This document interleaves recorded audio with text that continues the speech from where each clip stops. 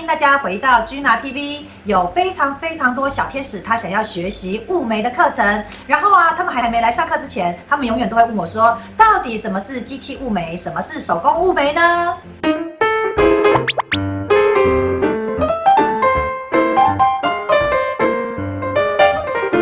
手工雾眉和机器雾眉呢，实际上我们常常把它混搭在一起使用。但是今天呢，我们先不讲混搭的事情，我们先讲它独立手工雾眉是什么，机器雾眉是什么。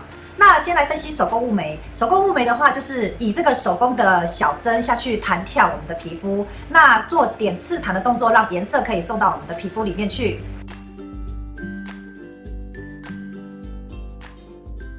那机器雾眉呢，我们通常会用两种方式，一种就是点刺的方式下去操作，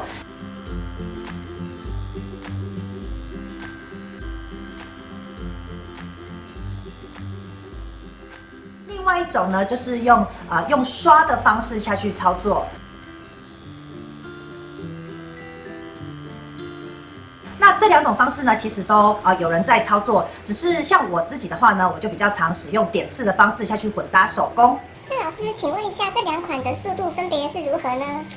如果是手工雾眉的话呢，基本上它就是小针慢工粗细活的这个做法。那它的操作时间呢，大概会是1个小时到1个半小时之间。那如果是机器雾眉的话，很多同学会以为它是不是会速度比较快？实际上不一定。像我刚刚有提到两个方式，一个是点刺的方式，另外一个是用刷的方式。那点刺的方式呢，恰巧会比手工雾眉更慢一些。那如果是用刷的呢，它的速度可能会变得比较快一点点。假设我是用机器点刺的话，慢慢一点点上去的话呢，基本上那个操作时间可能会快要2个小时。那如果是这个用刷的呢，可能两边40分钟大概就可以刷好了，所以时间上是有一点点差别的。那哪一种方式会让客人觉得比较痛呢？疼痛感是差不多的，如果会痛的人就会痛，通常大家是不会痛的，比较少数的人可能他的痛的感觉是比较明显的这样。那两种都可以做出渐层的感觉吗？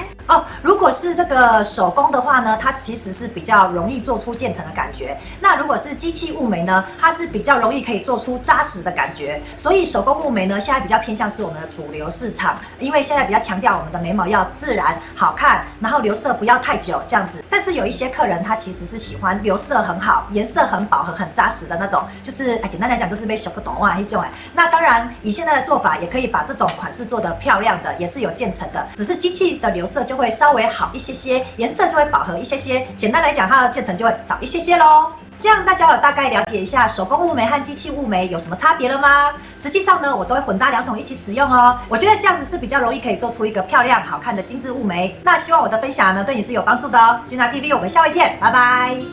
如果你喜欢我的影片，请帮我按赞、分享、留言、订阅，并且要打开小铃铛，你就会在第一时间收到我们的最新消息。我是 Gina， 我们下回见，拜拜。